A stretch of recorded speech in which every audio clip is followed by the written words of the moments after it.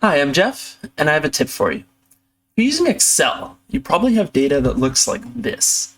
I find that a lot of people like to run their dates across, and in a business intelligence tool like Dundas BI, this is not ideal because you're not taking advantage of the hierarchies and the date functionality that the BI tool provides.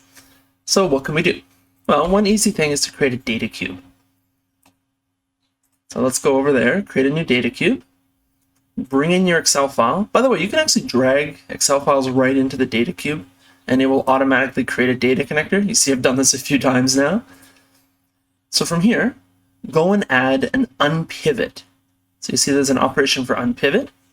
Attach that to your Excel file. And you can use it to basically select all these dates that are running across. I don't want my product to be used. And what it'll do is it'll create a new unpivot column, in this case, date. Lucky that actually auto-filled correctly. And for value, I'll just call it value. Say OK. And now you see when we preview, we actually have a date in here, which is a lot more useful because I can do groupings. I would typically want to take this one step further and use a date conversion to actually create a proper date time object, because we can take it a little further. But even this is better than having those dates run across. It's not helpful from creating simple visualizations and just doing things like grouping.